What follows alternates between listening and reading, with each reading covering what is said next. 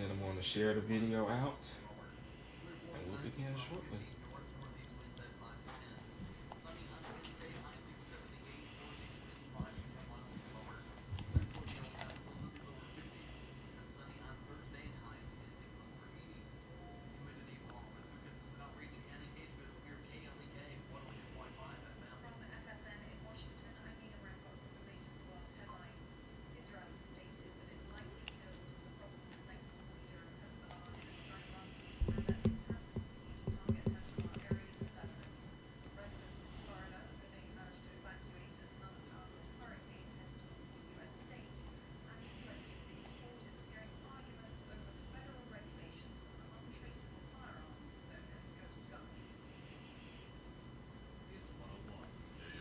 All right, 30 seconds.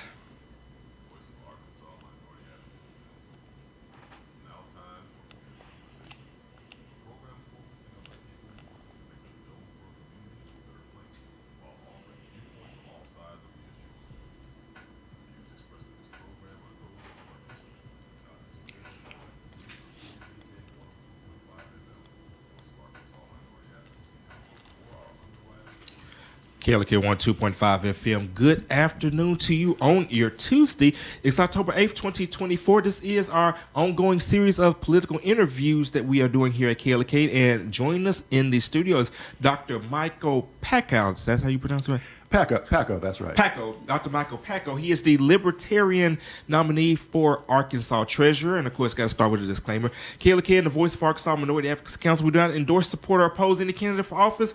We provide these interviews for informational purposes, but we do encourage you to exercise your right to vote. I hope you got registered, because yesterday was the deadline. So if you haven't got registered by then, shame on you, but it's still all good. But early voting will start October 21st, and Election Day is November 5th. So with that being said, Dr. Michael Pakko, how are you doing today? I'm doing just fine. It's good to be here. All right, so, and of course, we appreciate you actually taking the drive from Little Rock to actually be here in person. So with that being said, kind of just start off telling us a little bit about yourself and your background. Well, sure. I'm an economist by profession. I have a PhD in economics, and for about 20 years of my career, I worked with the Federal Reserve System as a research economist in other various capacities. More recently, I am the chief economist and state economic forecaster for the Arkansas Economic Development Institute. That's at UALR. And in that capacity, I'm widely viewed as an expert on the state's economy. I travel around the state giving my briefings and my forecasts for the Arkansas economy, and doing media interviews like this. Okay. And of course, how do you feel like that experience has prepared you for this position if you were to get elected? Well, I think it's a very clear background for treasurer. Basically the state treasurer serves as the state's banker, taking in deposits from taxes and fees, et cetera, dispersing funds to the agencies as authorized by the legislature, and perhaps most importantly, managing a portfolio of the state's assets that is presently well over $11 billion. So it's a job with a lot of responsibility. And of course, it's interesting that you mentioned the term the state's banker, because I think when people typically think of a treasurer of an organization as someone who just kind of keeps up with the books, make sure that everything is accurate, but then you talk about banking and investments and assets. So speaking of assets, what are some of those assets that the state has that the treasurer is responsible for? It's basically the accumulation of past surpluses, along with rainy day funds and the governor's quick closing funds that are available for particular purposes.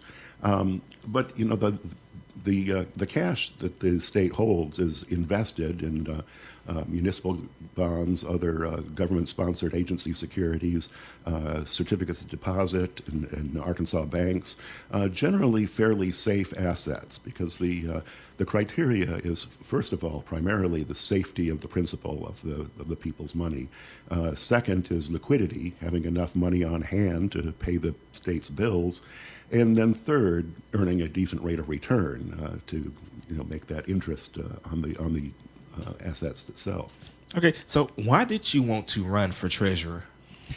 Well, it just seems that the opportunity presented itself, and given my background and experience, as we've talked about, it just seemed to make sense that this was an office that I was uniquely qualified to fulfill. And as a matter of fact, it seems that this is an office where I can credibly claim to be the most qualified candidate in the race, given my background in finance, banking, and economics. Okay, so you mentioned being an economist. So being an economist, how does that play into the role of treasurer, considering that the economy can go up or down at any time?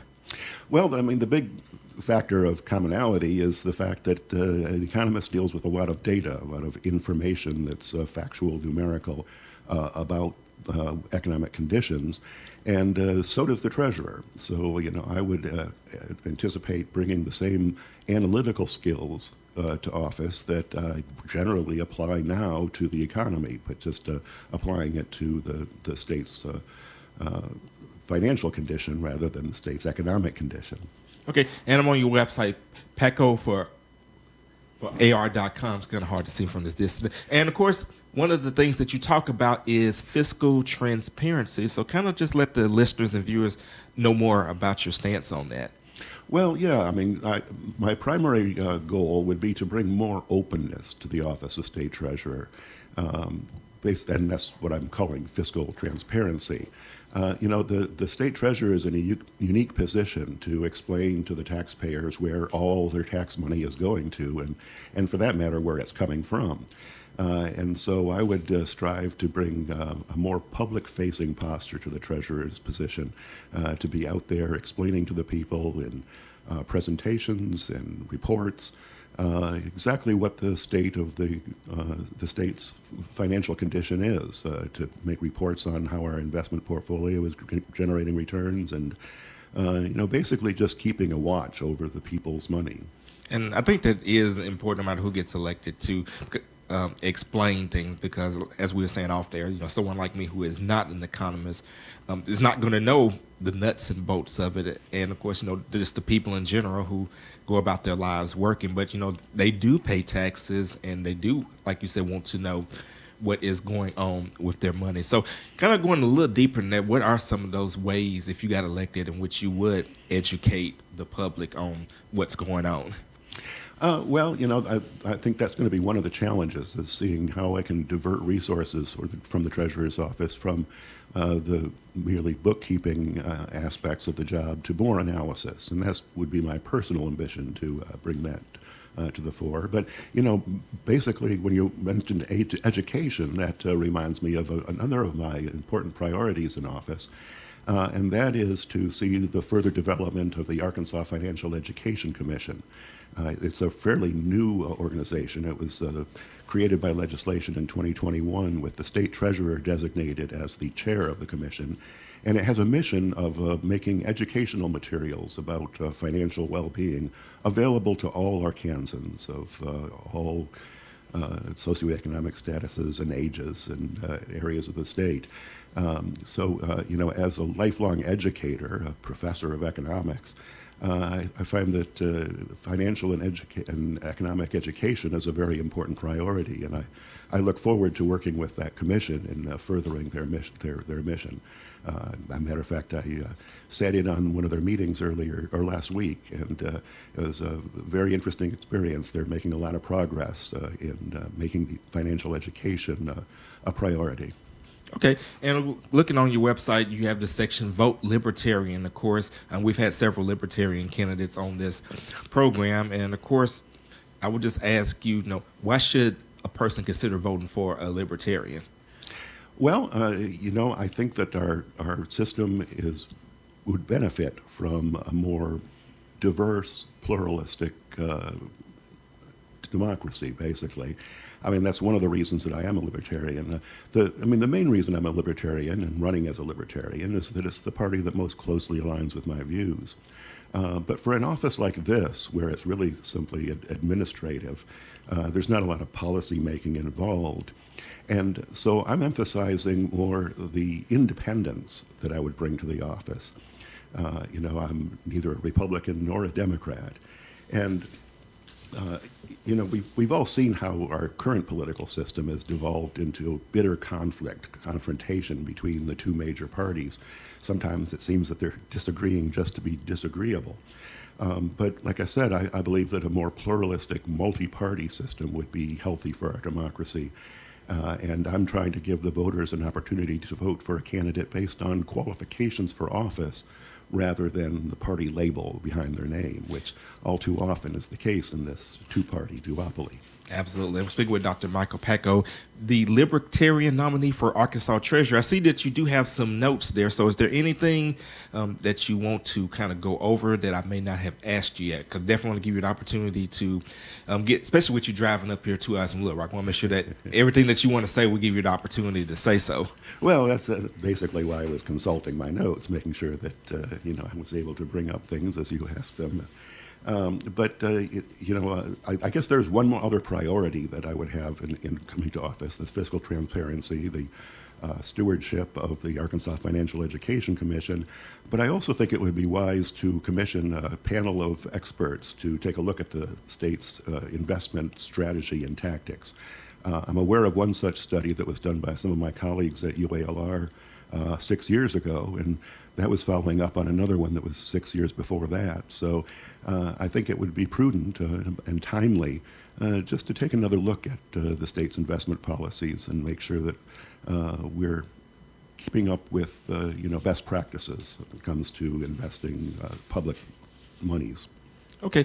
And if you get elected, would part of your job include, or would you be willing to work with people on the local level, such as mayors, county judges, local elected officials that may have questions or concerns or anything that may be tied into the role of the treasurer?